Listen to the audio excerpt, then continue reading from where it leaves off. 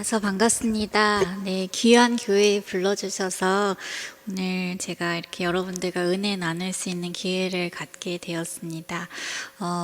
몇 년 전에 TV를 통해서 보셨던 기억이 나시는 분들도 계실 거고, 어쩌면 저 사람 누군데 왜 이렇게 하시는 분들도 계실 텐데요.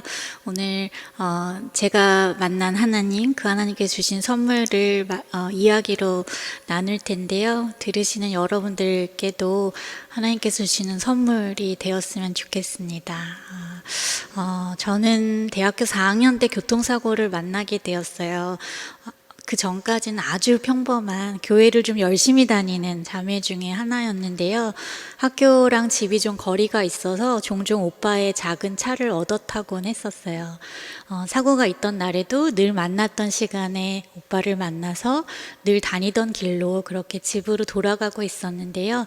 신호등이 바뀌어서 잠깐 차를 세우고 다시 초록색 불로 바뀔 때까지 기다리고 있는 사이에 뒤에서 음주운전을 한 분이 작은 사고를 내고 도망을 가다가 아주 빠른 속력으로 달렸나 봐요. 그래서 신호 대기선 제일 뒤에 서 있던 저희 차를 와서 아주 세게 들이받게 되었고요.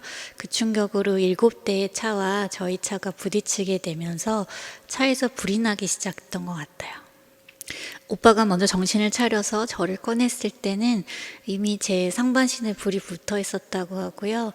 우리 피부가 워낙 연소되게 좋은 물질로 이루어져 있잖아요. 그래서 오빠가 저를 꺼내려고 안았을 때 오빠 팔에도 금방 불이 옮겨 붙어서 저희 오빠 이제 티셔츠를 벗어서 이렇게 불을 꺼 주었다고 해요.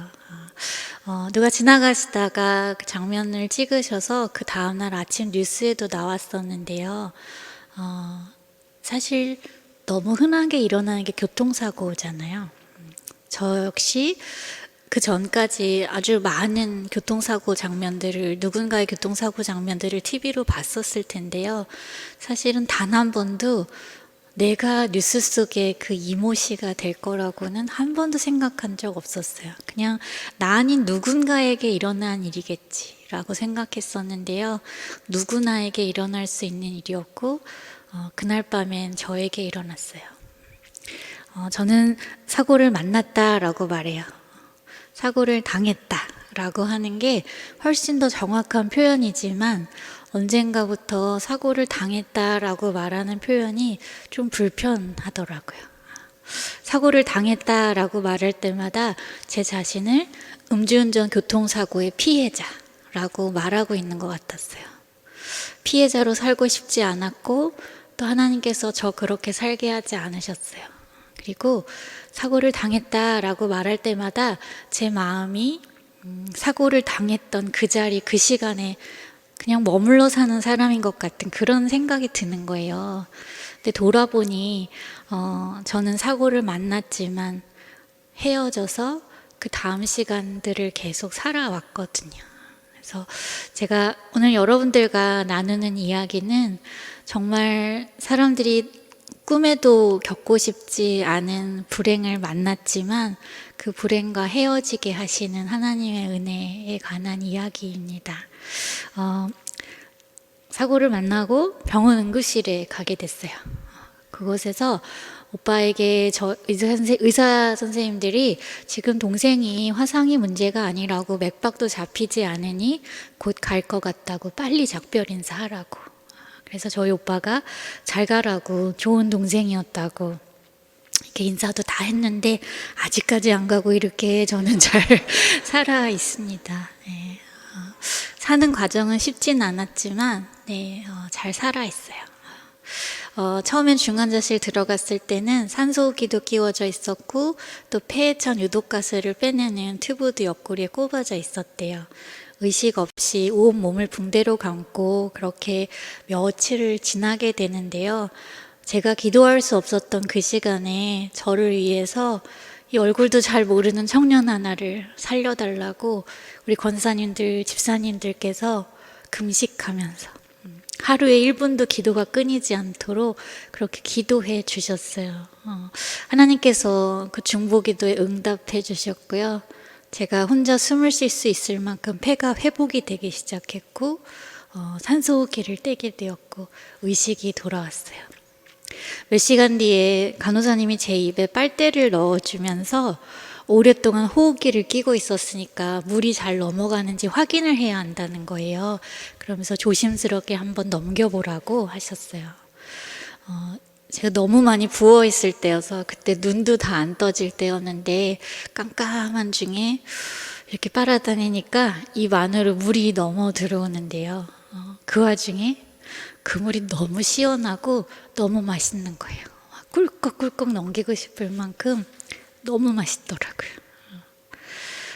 제가 그 물을 마실 때만 해도 사실은 어떤 과정을 거쳐야 하는지는 다 알지 못했어요. 근데 참 그 살아남는 과정이라는 게 참 죽는 것보다 훨씬 어려운 게 사는 거구나, 그 생각을 했었던 것 같아요. 근데 그 시간들을 지날 때마다 저는 그 물맛을 기억했어요. 내가 지금 살아있어서 누릴 수 있는 참 좋은 것들, 전에는 몰랐지만 너무 아무 일도 아니라고 생각했지만 사실은 어마어마한 기쁨이 있는 이 살아있음에 대해서 집중하면서 그 시간들을 지나오게 되었습니다. 사진을 좀 보여드릴까 하는데요. 병원에 있었던 제 사진인데요. 저는 전신의 55% 3도 화상을 입었어요. 그러니까 몸의 피부의 반 이상이 화상으로 인해서 없어지게 된 상태가 된 거고요. 또 3도 화상이라는 말은 깊이를 따지는 말인데요. 우리 피부가 좀 까지더라도, 상처 입더라도 한 2, 3주가 지나면 새로운 피부가 생겨나잖아요. 근데 그럴 능력을 잃어버릴 만큼 아주 깊이 상했다는 뜻이에요. 그래서 시간이 흘러도 새 피부가 생겨나지 않기 때문에 이제 피부 이식 수술을 해야 했어요. 다치지 않은 제 피부에서 표피를 떼어다가 옮겨 심는 거죠. 아주 여러 차례 수술을 받았고요. 제가 이제 시간을 좀 뛰어넘어서 한 7개월 가량이 흘렀을 때 마지막으로 얼굴에까지 이제 화상 입은 부위에 피부 이식 수술을 마쳤을 때예요. 얼마나 기다리던 수술이에요. 의사 선생님이 7개월 만에 이제 세수도 해도 된다는 거예요. 그래서 다 끝난 줄 알았어요. 이제 머리만 다시 길어지고 이 딱지들만 정리되면 나는 다시 학교도 갈 거고 성가대도 곧 서게 될 줄 알았어요. 근데 한번 불이 지나간 자리는 자꾸 줄어들고 당겨지는 성질을 갖게 되는 거예요. 그 위에 이렇게 얇게 표피만 이식해 놓으니까 수축이 일어나면서 옆에 있는 피부를 당기고 그러다 보니 변형이 오기 시작하더라고요. 관절이 꺾어지기도 하고요. 목에 이식한 피부들이 쪼그라들기 시작하니까 턱을 당겨내리고, 턱을 당기는 힘이 얼마나 센지 제 힘으로는 입이 다물어지지가 않더라고요. 그래서 입을 다물려면 고개를 숙여야 했고, 그러다 보니 아주 자연스럽게 침을 흘리게 되는 거예요. 침 너무너무 흘리고 싶지 않은데 입 안 다물어지면 침 흘리는 거더라고요. 그래서 흐르는 침이 감당이 안 되는 거예요. 그래서 수건을 계속 물고 있지 않으면 안 되는 상황이 되었는데 병원에서는 이제 1차 치료가 끝났다고, 다시 수술하려면 2, 3개월은 더 지나야 할 수 있다고 집에 돌아가도 좋다는 거예요. 너무너무 가고 싶었던 집이었는데 돌아와 보니 다 그대로인데 저만 변해 있는 거예요. 제가 굳이 거울을 찾아서 막 들여다볼 용기는 없었는데요. 밤이 되니까 유리창에 사람 모습이 반사가 되잖아요. 여기 나밖에 없는데 제가 아닌 거예요. 제가 입이 작아져서 저희 엄마가 이제 어린이용 새 숟가락을 사주셨어요. 근데 숟가락에 자꾸 얼굴이 비치는 거예요. 저희 가족들 아무도 몰랐지만 숟가락에 비친 그 빨갛고 눈썹도 없고 처음 보는 그 얼굴을 보고 얼마나 깜짝깜짝 놀랐었는지 몰라요. 그냥 외계인 같아 보였어요. 그래서 나 이렇게 안 생겼다고, 이거 나 아니라고 제가 본 그 이미지를 머릿속에서 지우려고, 기억하지 않으려고 있었던 그런 시간도 있었는데요. 아무리 제가 기억하지 않는다고 해서 진짜 없어질 얼굴은 아니잖아요. 어느 토요일 오후였는데요. TV 보고 있었어요. 아주 재미있는 예능 오락 프로그램을 보고 있는데 하나도 재미가 없더라고요. 그냥 사고 전에 그때 그 마음을 가지고 똑같이 살아가기에는 이제 제 삶이 너무 많이 달라져 버렸다는 것을 알게 되었어요. 이제는 아무리 아픈 거 참고 견뎌도 그때로는 돌아갈 수 없다는 현실을 보게 된 거예요. 돈 주고 살 수 없는 것을 잃어버렸더라고요.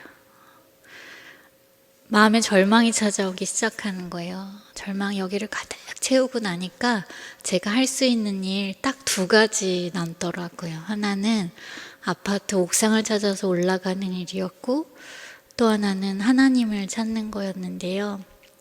제가 엄마한테 몇 시간 고민하다가 교회에 가자고 그랬어요. 좀 따져봐야겠더라고요. 살려달라고는 했지만 이 모습으로 살게 하실 줄은 몰랐거든요. 교회에 왔는데 뭐 토요일 밤이니까 그냥 아무도 없는 교회에 와서 기도 아닌 기도하는 거예요. 하나님 나 어떡하실 거냐고, 살려놨으면 대책 있으실 거 아니냐고, 하나님 전지전능하시다면서요. 그때 그 말이 너무 야속한 거예요. 왜 나한테 아무것도 하시지 않는 거냐고, 이제 나 어떡하실 거냐고 막 따지고 묻고 하는데 몇 시간을 물었는데 대답이 없으시더라고요. 그분이 약간 좀 그런 스타일이시잖아요. 그래서 아무 소리도 못 듣고 그냥 다시 집에 돌아갔어요. 다음날 주일 아침이 되었고 예배를 드리러 나와서 앉아 있었지만 제 마음은 바닥이었어요. 제가 사고 전까지 함께했던 성가대, 거기는 설 생각도 못 하는 거예요. 그냥 그 밑에서 남들이 볼까봐 모자 눌러 쓰고 흘러내린 침 때문에 계속 수건 갈아 끼워 가면서 조금만 움직여도 찢어져 버릴 것 같은 살을 안고 쪼그리고 앉아 있는데 여기가 끝이라는 생각이 드는 거예요. 더는 못하겠다. 차라리 다 끝났으면 좋겠다. 그런 마음이 그냥 제 마음을 다 채웠어요. 그러니까 찬양도 부르고 싶지도 않고요. 목사님 설교 귀에 안 들어오더라고요. 그냥 앉아서 하나님 무슨 계획이 있지 않으셨겠냐고, 나한테 이렇게 엄청난 일이 일어나 버렸는데 근데 하나님 정말 무슨 계획이 있어서 나를 이렇게 고통스러운 삶을 살게 하시는 거라면 그 계획을 나도 좀 알아야 되지 않겠냐고, 그래야 나도 좀 살아볼 수 있지 않겠냐고 마지막과 같은 마음으로 제가 기도하고 있었어요. 근데 그날 예배가 끝나고 저희 목사님이 제 옆에 이렇게 오시는 거예요. 저를 안아주시면서 기도를 하시는데 사랑하는 딸아 하고 시작되는 기도였어요. 저를 사랑하신다는 거예요. 저조차도 저를 사랑할 수 없을 것 같은 그런 모습을 하고 있는 저에게 사랑하는 딸아 부르시는 목소리가 있었어요. 저 목사님 딸 아니거든요. 이거 목사님 기도 아니구나. 나를 사랑하는 딸아 부르실 수 있는 하나님께서, 아버지께서 지금 얘기하고 계시는 거구나. 그 목소리가 제 귀로, 제 마음으로 들어오기 시작했고요. 그날 그 목소리를 통해서 하나님께서 두 가지 약속하셨어요. 너를 세상 가운데 반드시 다시 세울 거라고, 그리고 병들고 힘들고 약한 자들에게 네가 희망의 메시지가 되게 할 거라고. 사실은 제가 기다렸던 약속은 아니었어요. 네 얼굴 다 회복될 거야. 이제 다 제자리로 조금만 있으면 돌아갈 거야. 그거 제일 듣고 싶었는데요. 그 얘기는 아니더라고요. 근데 참 이상하게도 기다렸던 약속도 아니었고 사실은 또 막 되게 이해되는 말도 아니었어요. 근데 그날 그 말이 저에게 여기가 끝이라고 생각하고 있던 저에게 아주 분명하게 여기가 끝이 아니라고 하시는 거예요. 내가 준비한 해피엔딩이 있다고, 그러니까 여기서 이렇게 슬프게 끝내면 안 되는 거라고 저를 향한 응원처럼 들렸어요. 그래서 잘 모르겠지만 하나님께서 준비하셨다는 그 해피엔딩을 그래 나도 한번 보자, 그 마음으로 그냥 그때부터 저는 제게 주어진 오늘 하루를 살고 있어요. 내일 나 어떻게 되는 거지? 이제 앞으로 나 어떻게 되는 거지? 그 걱정은 제가 할 일이 아니더라고요. 그래서 그냥 그때부터 저는 지나온 한 8개월간의 일들을 글로 정리하기 시작했고요. 그리고 그냥 매일매일 하루씩을 살기 시작했어요. 그러다 보니 어느 날 마음에 용기가 자라나기 시작했는데요. 그건 거울을 보는 일이었어요.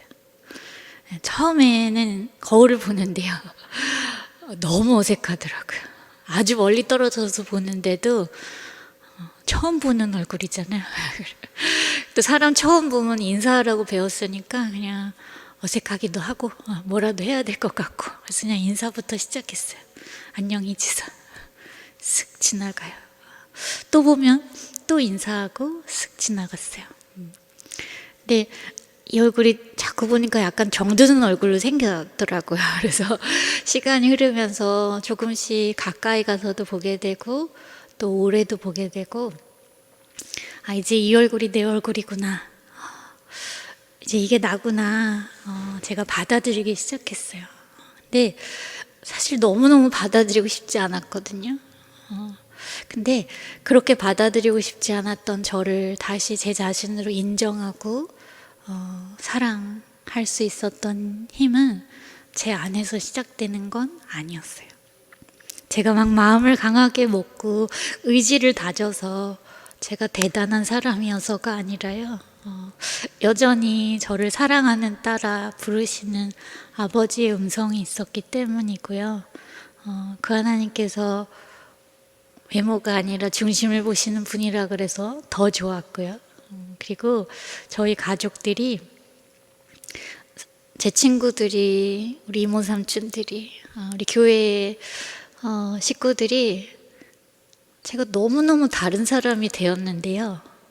예전의 모습이라고는 눈하고 이하고 발밖에 안 남은 사람을 두고 저를 그냥 똑같이 대해주시는 거예요.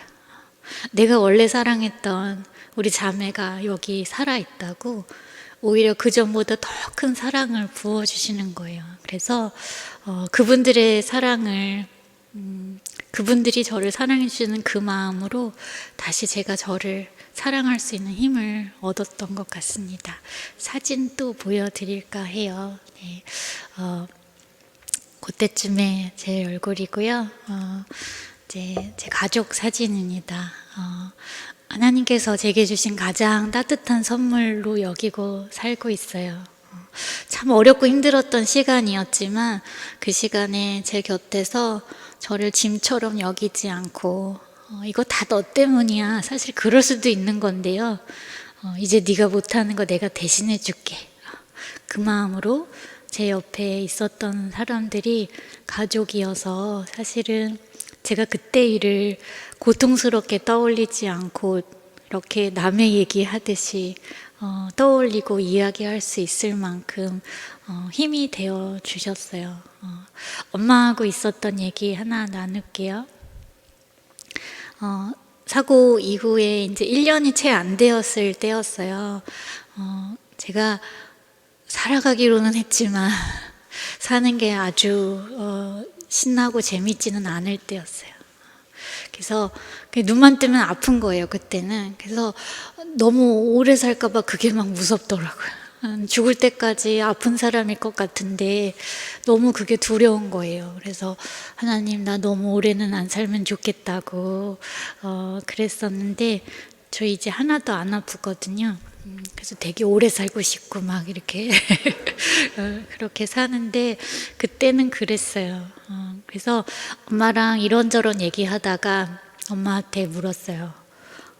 엄마 인생이랑 내 인생이랑 바꿀 수 있다면 엄마가 좀 바꿔줄 수 있냐고.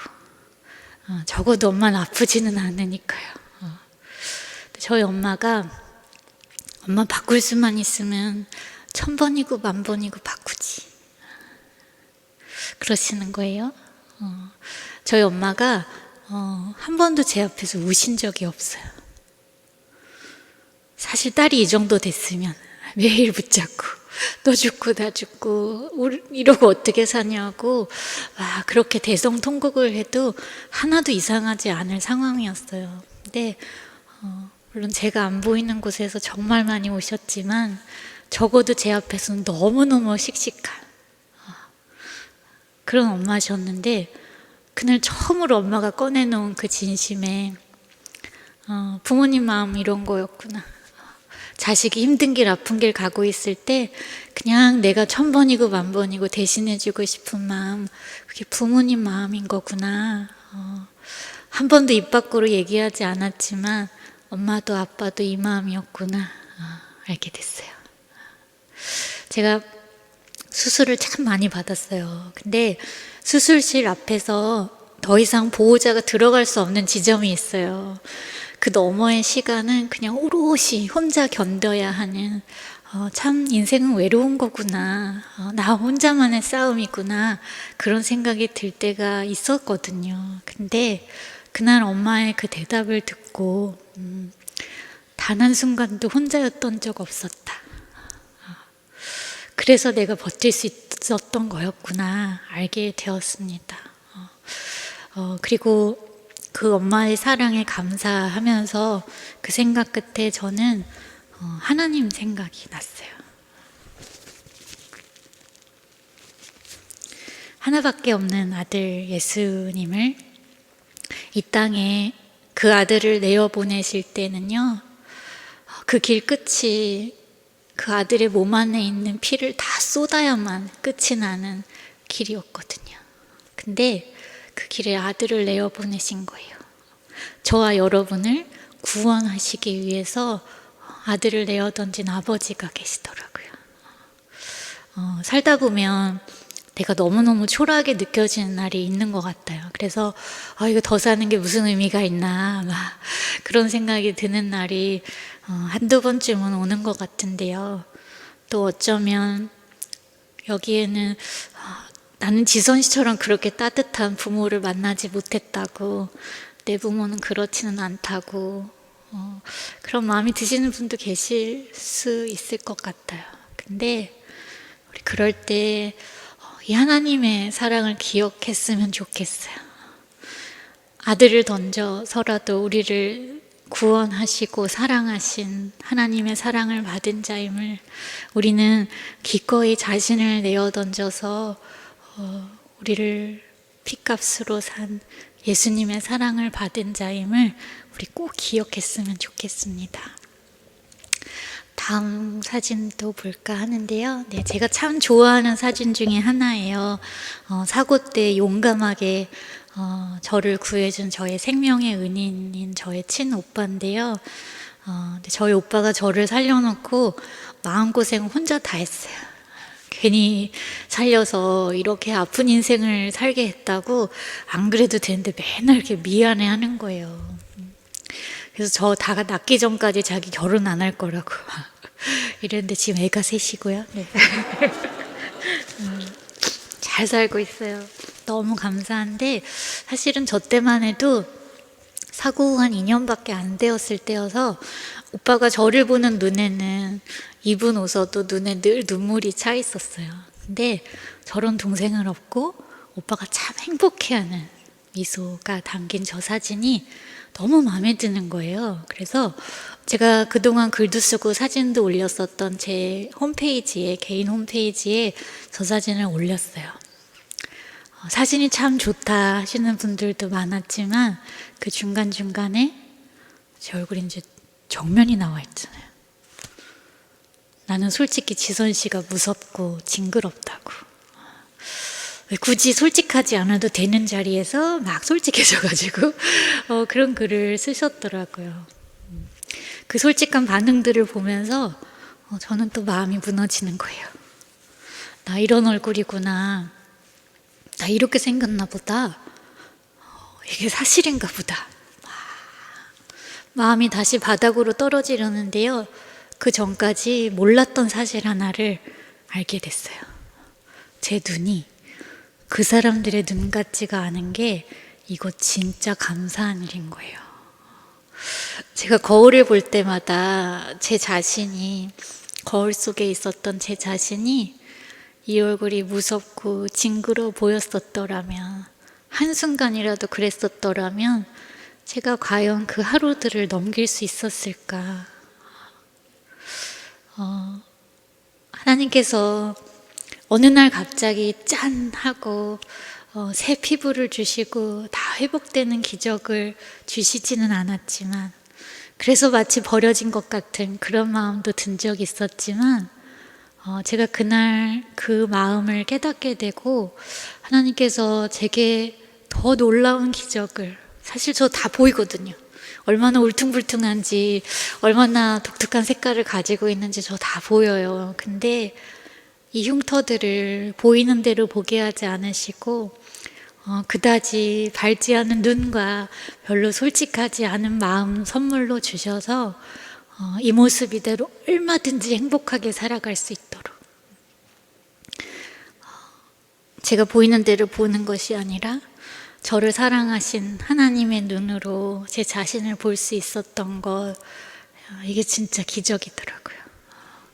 날마다 내일 아침에 붕대를 풀으면 새 피부가 돋아나서 막 치료사 선생님들하고, 와, 너 그렇게 유별나게 하나님 믿더니 네 하나님이 기적을 베푸셨구나. 그런 날이 내일이 되기를 밤마다 기도했거든요. 근데 그 일보다 더 놀라운 기적을 하나님 제게 매일매일 주셨다는 것을 그 일을 통해서 깨닫게 되었어요.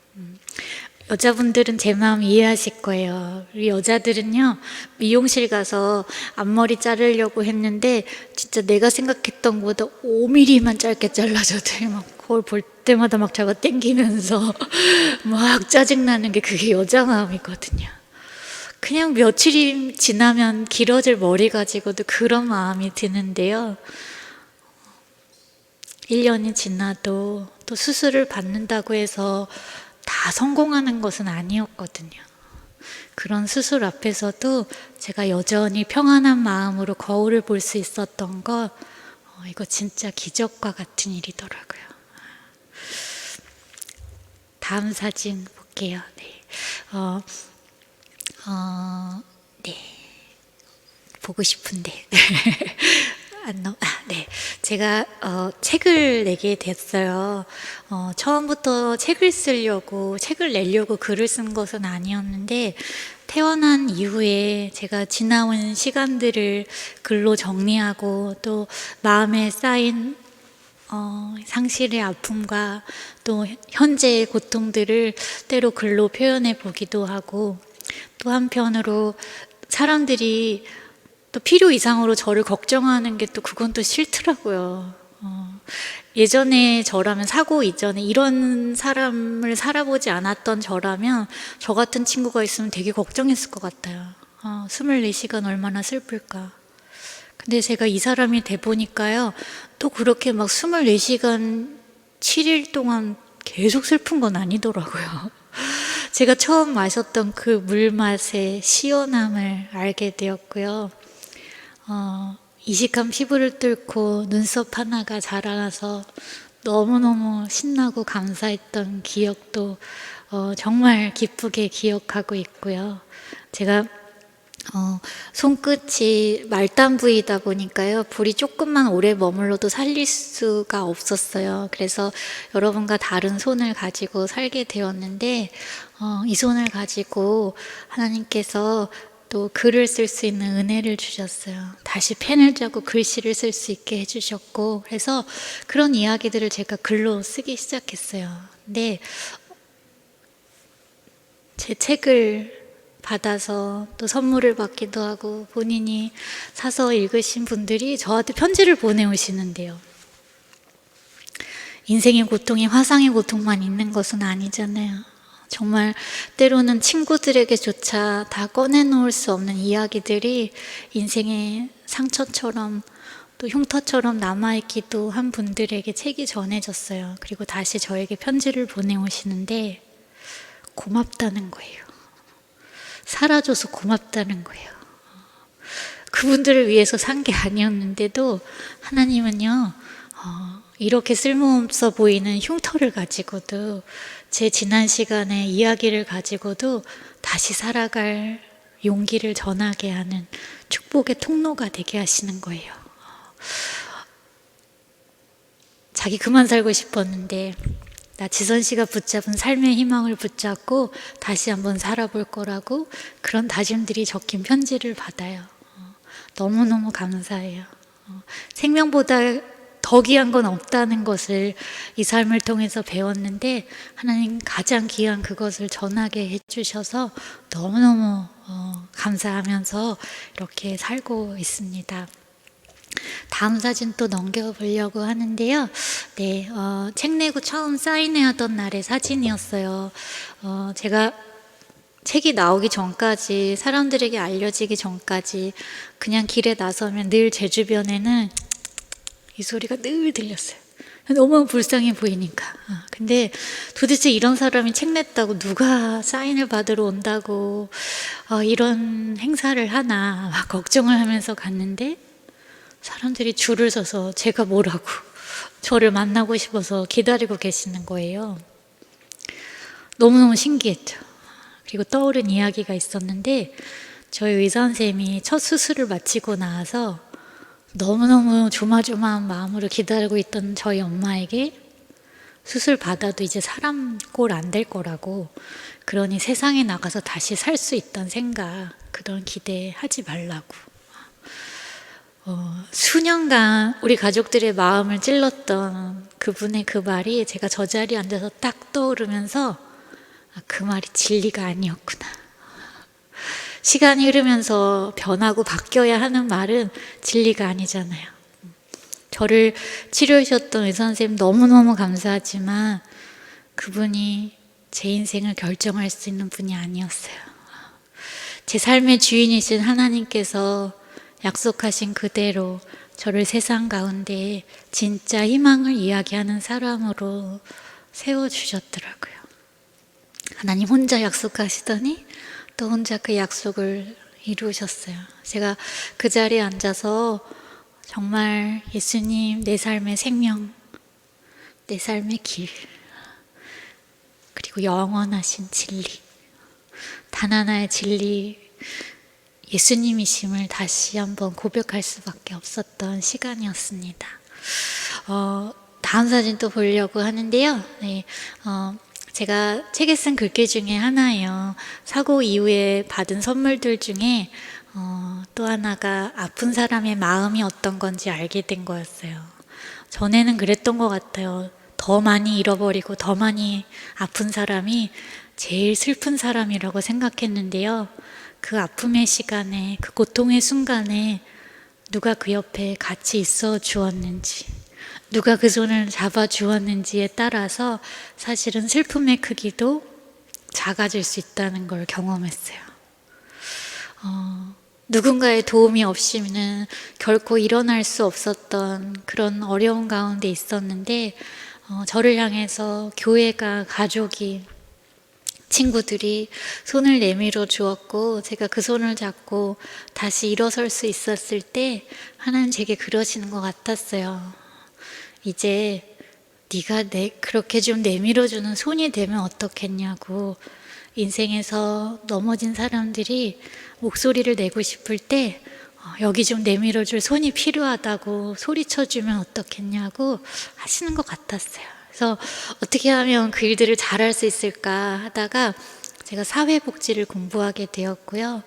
개인의 불행, 개인의 어려움으로 끝나지 않고 우리 공동체가, 우리 이웃이, 이 사회가 함께 그 삶을, 이 땅에 보내신 하나님의 뜻을 그 생명을 통해 이루어 가시는 걸 돕는 일들을 하고 싶다는 생각을 하게 되었고요. 그래서 사회복지 공부하고 저는 지금 한동대학교에서 사회복지 가르치는 일 하고 있어요. 교수는 또 가르치는 일도 하고요. 또 연구도 하거든요. 그래서 그렇게 대단한 연구는 아니지만 이제 또 만나게 하신 이웃들의 이야기를 연구로 담아서 이런 도움이 필요하다고, 이런 게 있으면 우리 더 빨리 잘 일어날 수 있다고 하는 이야기들 연구를 통해서 하고 있습니다. 또 사진 잠깐 보여주시면요. 네, 그래서 학교에서 이제 초반에 제가 학교에서 가르친 지 6년 차가 되어 가는데요. 어느새 이제 지금도 그렇게 썩 괜찮게 잘하는 교수는 아닌데요. 초반에 얼마나 헤매고 어려웠는지 모르겠어요. 그때 그 초보의 시절을 같이 버텨준 고마운 학생들과 찍었던 사진이에요. 학생들 앞에서 선생님으로 서 있지만 사실은 함께 같이 학생의 마음으로 배우는 게 있어서 잠깐 나누려고 해요. 한동대학교는 27년 전에 하나님의 방법으로 세상을 한번 바꾸어 보자 시작한 학교예요. 그래서 그 마음을 품은 사람들이 모였고, 세상은 정직하면 손해볼 거라고, 성실해야 봤자 호구만 된다고, 돈이 제일 중요하다고 그렇게 이야기해요. 근데 하나님 그러지 않으셨잖아요. 그래서 우리가 함께 학교에 있는 동안 그렇게 정직하고 성실하게 사랑을 나누면서 사는 동안 그렇게 살아갈 수 있는 힘을 기르고 훈련 받고 있어요. 그래서 학생들 지금까지 시험 때 감독 없이 시험 봐요. 가장 유혹적인 그 순간에 가장 정직하게 살 수 있는 훈련을 날마다 하고 있어요. 그래서 제가 그 안에서 그리스도인이라면 어떻게 살아야 하는지 제가 학생의 마음으로 또 날마다 배우고 또 이렇게 살고 있습니다. 네. 넘기고 싶은데요. 네. 제가 또 하나 하고 있는 일이 푸르메 재단이라고 하는 비영리 재단의 홍보대사를 맡고 있어요. 저곳은 장애를 가진 어린이들이 를 위한 재활병원을 짓고자 처음 시작한 재단이고요. 일본에는 200개나 넘게 있다는데 2016년 전까지 우리나라에는 어린이 재활병원이 단 한 개도 없었어요. 왜냐하면 이게 돈이 안 되는 일이거든요. 근데 돈이 안 된다고 해서 필요 없는 일 아니잖아요. 우리 아이들 중요한 시기 놓치지 않고 재활해서 말할 수 있다면, 걸을 수 있다면 이거 돈으로 환산할 수 없는 가치예요. 그래서 좋은 병원 지어보자 그렇게 시작했고요. 2016년에 마포구, 서울시 마포구에 첫 병원을 지었고, 이제 지난 정부가 각 권역별로 하나씩 짓겠다고 약속하고, 제가 알기로는 대전에 그 첫 전 권역별 병원이 지어지고 있어요. 그래서 그 병원이 여러분의 지역 가운데 들어올 때 환영해 주시고 반가워해 주셨으면 좋겠어요. 집값 안 떨어지거든요. 네. 환영해 주셨으면 좋겠어요. 이제 제가 홍보대사 지금 17년째 하고 있나 봐요. 네. 그래서 그동안 이제 재단을 알리는 행사에 저도 같이 참여하자고 제안하시는데, 어느 날은 마라톤 대회에 한번 좀 참가해 줄 수 있냐고 제안하셨어요. 근데 사람이 뭘 모르면 진짜 용감해지잖아요. 마라톤 대회 멋있어 보이는 거예요. 그래서 하겠다고 덜컥 약속을 했는데, 제가 진짜 안 좋아하는 게 운동이에요. 전 시간만 나면 주로 누워있는 사람이거든요. 그래서 저희 가족들이 너는 좀 환자가 체질에 좀 맞긴 했었던 것 같다고 이렇게 말할 정도로 제가 주로 누워있어요. 근데 마라톤을 하겠다고 약속을 했잖아요. 그래서 마라톤 대회 날짜가 자꾸 다가와서 나는 얼마나 걸을 수 있나 하고 동네를 나가서 좀 이렇게 뛰고 걷고 해봤더니 이렇게 안 움직이던 다리도 한 8km는 갈 수 있더라고요. 그래서 생각에 처음에 시작할 때 사진 찍고 8km 걷다가 저는 집에 갈 생각이었어요. 그래서 처음부터 교통카드 있잖아요. 그거 주머니에 딱 넣고 이제 계획을 가지고 시작을 했어요. 제가 뉴욕에서 학교 다닐 때였고 뉴욕 마라톤 대회 참가했는데 전 세계에서 한 4만 명의 마라토너들 사이에서 첫 마라톤을 하게 되었어요. 근데 한국하고는 분위기가 많이 다르더라고요. 길가에 시민들이 나와서 엄청나게 응원을 하시더라고요. 생판 모르는 사람들인데 그래서 마냥 걷고 있기가 되게 민망한 분위기였어요. 그러다 보니 조금 더 뛰기도 하고 그러다 보니 한 8km를 지났는데도 뭐 그렇게 죽을 것 같진 않더라고요. 그래서 조금만 더 가볼까? 가다 보니 15km 정도 지나고 나 힘들다고 이거 바리케이트를 뛰어 넘어가는 일들이 보통 용기 갖고는 할 수가 없어서 또 조금 더 가다 보니 20km 지점까지 가게 됐어요. 내가 하프 마라톤을 하다니 막 너무 기분 좋았는데요. 지하철역이 안 보이는 거예요. 그리고 사람들이 맨하탄 그 시내 안까지 들어가면 거기 가면 축제가 벌어져 있다고 아주 볼만하다는 거예요. 그래서 그럼 거기까지 가서 그거 보고 거기서 전철 타면 되겠다. 그 시내 안으로 들어가는 다리를 건너기 시작하는데요. 이미 저의 최고 기록의 몇 배를 지나왔잖아요. 처음에 발목만 아팠는데요. 그 통증이 무릎으로 고관절로 막 번져오면서 한 발자국 내디딜 때마다 막 하는 소리가 막 저절로 나는 거예요. 너무 힘들어서 주저앉아 있는데 누가 자기가 받은 바나나 나눠주고 가요. 힘내라고. 그거 먹고 몇 발자국 더 가고 제가 그날 여기 조그맣게 태극기가 붙어 있었는데요. 누가 보시고는 또 고 코리아 막 이러는 거예요.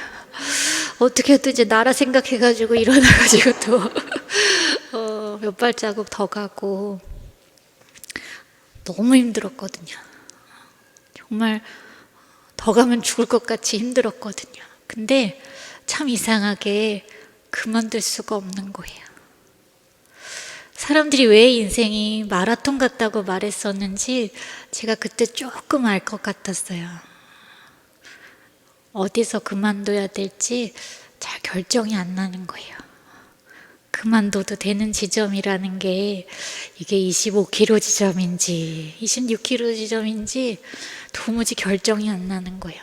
어느 누구 하나 너 이만하면 됐다고 그만해도 된다고 그렇게 말해주는 사람은 아무도 없고요. 아직도 10몇 킬로 가야 되는 거 뻔히 알고 있는데 막 거의 다 왔다고 거의 다 왔다고 뛰지도 않는 분들이 그렇게 거짓말을 막 이렇게 하시면서 그냥 그 말에 또 속아가면서 다음 발자국 내딛어지지 않을 때까지 그럼 거기까지 걷자. 그러고 이제 완전히 걷기 시작했어요. 해도 지고 이제 더 이상 길에 응원하는 사람도 남지 않았는데요. 중간에 뭐 경찰들만 몇 명 서 있더라고요. 그 마지막 그룹에서조차 저는 계속 뒤처지다가 체온도 떨어지고 이제 진짜 더는 못 가겠다 하는 한계에 부딪혔는데 제가 그때 어떤 한 분을 만나게 되었어요. 사진 보여주시면요. 그 마라톤이 센트럴파크 그 공원의 남쪽 입구에서 끝이 나요. 근데 그 반대쪽 북쪽 입구에 노란 피켓을 든 한국 여자분이 있었는데요. 저를 보더니 네 맞아요. 이지선이라고 써 있는 거예요. 저 맨 첫 줄이. 홈페이지는 제 이름인데 제가 마라톤에 참가한다는 짧은 기사 하나를 보고 저를 응원해 주려고 저기 서서 몇 시간을 기다리셨더라고요. 얼마나 고마워요. 저랑 약속을 한 것도 아니고 저 처음 본 분이거든요. 그래서 감사하다고 인사를 하고 저렇게 사진을 찍고 사람이 양심이 있지 저기서 그만두면 안 되잖아요. 그래서 어떻게 좀 가는 모습을 이거 좀 보여드려야 된다 생각에 돌아서서 다시 발을 내딛기 시작하는데요. 그렇게 질질 끌고 왔던 그 다리가 막 힘이 나는 거예요. 저분을 만나고 나서부터 막 힘이 나는 거예요. 너무 신기한 거예요. 그래서 제가 마지막 그 나머지 7km 열심히 걸어가면서 그냥 한 가지 생각했어요. 나도 저분처럼 살아야지. 인생의 마라톤에 지쳐있는 사람들에게 힘내라고, 화이팅이라고 그렇게 응원하면서 살아야지.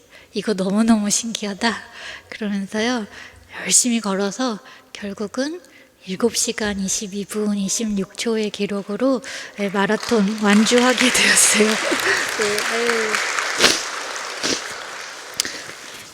마라톤 한 번 하고 이렇게 박수 많이 받기도 참 쉽지 않은데 너무 감사하게 또 들어오기 한 10m 전에 저희 재단 이사님이 태극기 주셔가지고 마치 계속 뛰어온 것 같은 저 표정을 하고 거의 꼴찌나 다름없었지만 1등이 나만큼 기뻤을까 그러면서 저 마지막 피니시 라인을 통과했어요. 저곳을 통과하면서 제가 그날 깨달은 사실이 있는데요. 그날 너무너무 그만두고 싶었던 순간들이 있었거든요. 진짜 더 가면 죽을 것 같은 그런 고비들이 아주 여러 차례 있었는데요. 이거 가만 보니까 죽을 것 같은 거지 죽는 건 아니더라고요. 죽을 것 같은 두려움이 나를 사로잡는 것이지 결코 이 레이스가 나를 죽이는 게 아니었구나. 내가 그만두지 않는 한 이 레이스는 계속되는 거예요. 8km 걸어본 게 다였던 저에게 그날 아침에 42.19km는 이거 뭐 죽었다 깨도 못 갈 것 같은 거리였는데요.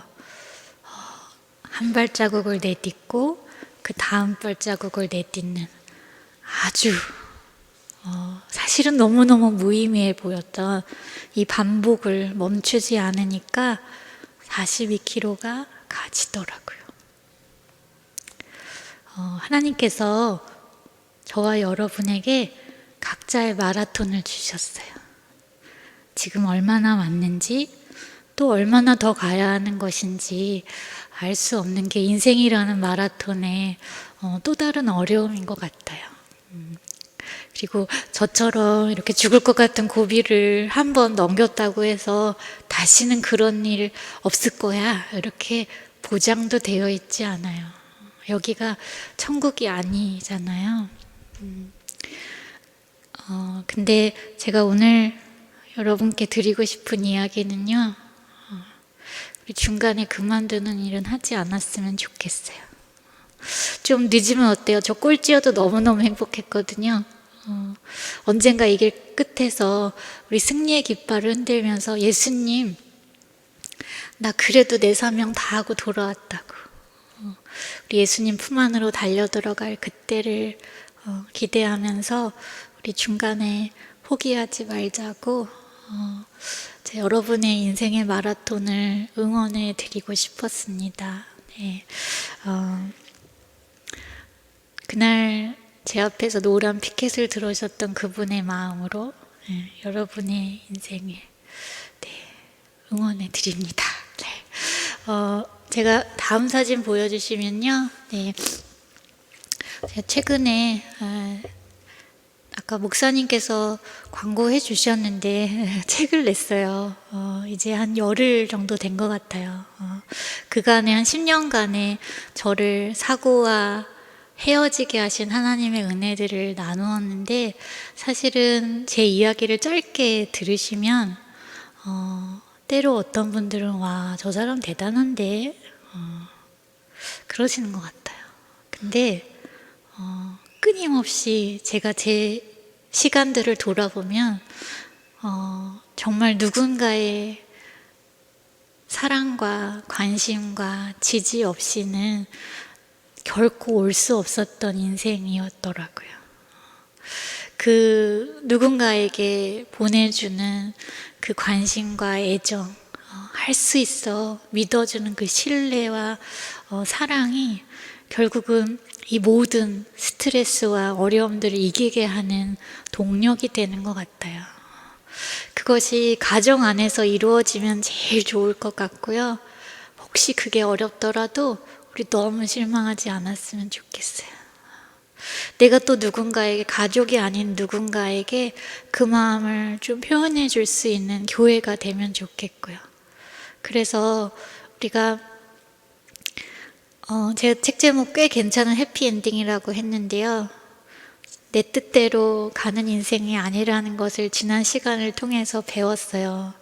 그래서 하나님 얘기하신 그 해피엔딩이 아주 제 마음에 드는 완벽한 해피엔딩은 아닐지도 모르나 하나님 준비하신 그 해피엔딩이 제가 결국 인생은 들어가도 깜깜하기만 한 동굴 같다고 여겼던 시간을 버티고 버텼을 때, 또 누군가의 사랑으로 계속 걷게 되었을 때, 인생은 동굴이 아니라 터널이었구나를 배웠어요. 그리고 내 뜻대로는 아니지만 주 뜻대로 가는 이 인생이 결국 꽤 괜찮은 해피엔딩일 것이라는 기대감을 가지고 살아갑니다. 네. 여러분의 인생에도 내 뜻대로는 아니어도 주님 뜻대로 가는 인생이 분명 꽤 괜찮은 해피엔딩일 것이라 믿고 우리 이 길을 계속 갈 수 있었으면 좋겠습니다. 아까 함께 읽은 말씀 나누고 마치려고 하는데요. 슬라이드 다시 보여주시면 네, 어두운데 빛이라 말씀하셨던 하나님이 계셨어요. 말씀으로 빛을 창조하셨거든요. 빛의 주인이세요.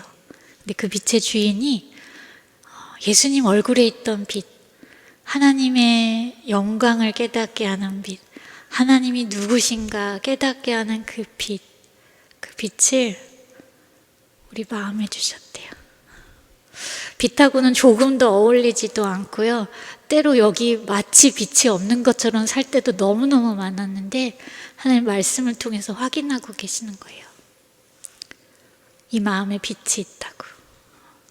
그리고 그 빛을, 그 보배로운 것을 질그릇에 담았다고 설명하고 있어요. 질그릇이 뭔가 하고 제가 사전을 찾아봤더니요, 겉으로는 윤이 나지 않는 그릇이라고 하더라고요. 근데 어쩌면 우리 인생이, 그리고 내 몸이 질그릇이라면 나는 와장창 깨어졌다가 어떻게 그냥 얼기설기 다시 조각조각 붙여진 참 쓸모없는 그릇이라고 여기었던 때가 있었어요. 사람들이 실제 그렇게 말한 때도 있었고. 근데 하나님 이 말씀을 통해서 아니라고 하시는 거예요. 너는 깨어진 그릇이 아니라 빛을 담은 보물 그릇. 쓸모없는 그릇이 아니라 너는 가장 귀한 것을 담은 보물 그릇이라고 하셨어요. 우리 인생을 두고 세상에 많은 사람들이 잘 알지도 못하면서 별소리들을 다 해요.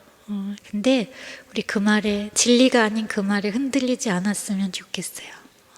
하나님은 우리를 모두를 향해서 무명한 자로 인생의 바닥 가운데 예배당에 찾아왔던 저에게 사랑한 딸아 부르신 그 하나님께서 우리 모두를 향해서 너는 깨어진 그릇이 아니라 빛을 담은 보물 그릇, 사랑하는 딸, 사랑하는 아들아 부르시는 그 음성을 우리 모두가 들을 수 있으면 좋겠습니다. 네. 그래서 나를 통해서 나오는 그 어떤 것도 나로 인함이 아니라 이 빛의 주인이 누구신지 증거되는 삶을 살게 하는 인생의 사명이 우리에게 있는 것 같아요. 너무 부족한 사람이지만, 여전히 뭐 이렇게 앞에 나와서 이야기하기에 참 부족한 사람이지만 하나님의 은혜는 완전했고, 제가 그래서 그 은혜를 여러분들 앞에 자랑했어요. 언젠가 또 제 소식이 들릴 때 그때 그날 우리 교회에 와서 했던 그 말들이 거짓말은 아니었구나 하실 수 있도록 저 역시 앞으로도 계속 빛을 담은 그릇으로 그렇게 계속 또 하루씩을 열심히 살도록 하겠습니다. 늦은 밤에 이렇게 경청해서 들어주셔서 너무너무 감사합니다. 굉장히 피곤한 가운데 왔는데 전혀 피곤한 줄 모르고 말씀 나눌 수 있어서 정말 감사했습니다. 고맙습니다.